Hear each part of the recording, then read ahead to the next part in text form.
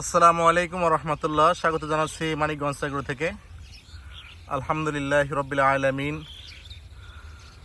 আল্লাহর নিয়ামত এত সুন্দর, মাশাআল্লাহ, কোরআন জড়িয়ে যাওয়ার মতো একটা দৃশ্য আমার বাগানে জীবনে কখনো কল্পনাও করি নাই যে এত সুন্দর আর এত করলা আমার বাগানে হবে। এক একটা করলা 8-10 ইঞ্চি লম্বা, কতটা হয়তো এর চেয়ে বেশিও লম্বা আছে। আলহামদুলিল্লাহ আলহামদুলিল্লাহ। আল্লাহ তাআলা যে নিয়ামত এমনভাবে আমাকে দেবে এটা কল্পনা করছিলাম না কখনো।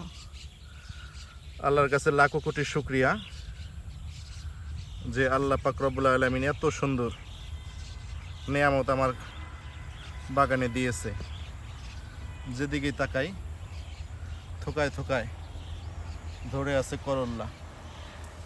শুধু একটি গাছে নয়, এভাবে যতটি গাছ আছে এখানে মোটামুটি সবগুলো গাছেই দেখা যাচ্ছে 8-10 ইঞ্চি লম্বা একটা করল্লা সুন্দরভাবে তারা ঝুলে আছে। মাশাআল্লাহ। আল্লাহর আসলে শুকরিয়া আদায় করে শেষ করতে পারছি না। এত সুন্দর করল্লা আমার এই বাগানে দিয়েছে। যাই হোক, প্রিয় দর্শক, বাগান প্রেমী ভাইয়েরা যারা বাগানকে ভালোবাসেন, মূলত এই পরন্ত বিকেলেই আমার এখানে আসা হয়। মাঝখানে অসুস্থতার কারণে আসতে পারে নাই, সে কারণে যত্নটা একটু কম হয়েছে। এরপরেও আল্লাহ এত সুন্দর করলা দিছে এখানে। হ্যাঁ, মাশাআল্লাহ।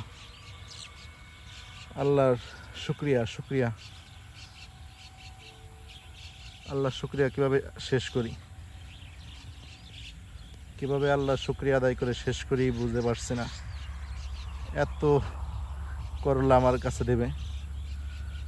আগামী 5 দিন পরে আমার বিদেশে যাওয়ার চিন্তা ভাবনা আছে, থাইল্যান্ডে এবং মালয়েশিয়াতে। কিন্তু এত সুন্দর বাগান রেখে আমার যেতে ইচ্ছা করছে না। কিভাবে যাব? এত সুন্দর বাগান রেখে দূরপ্রবাসে থাকতে ভালোই লাগবে না। আলহামদুলিল্লাহ আলহামদুলিল্লাহ। আল্লাহ মেহেরবান, দয়াবান। প্রত্যেকটা গাছে আমাকে বরকত দিয়েছে, পরিপূর্ণতা। আলহামদুলিল্লাহ আলহামদুলিল্লাহ। শুকরিয়া।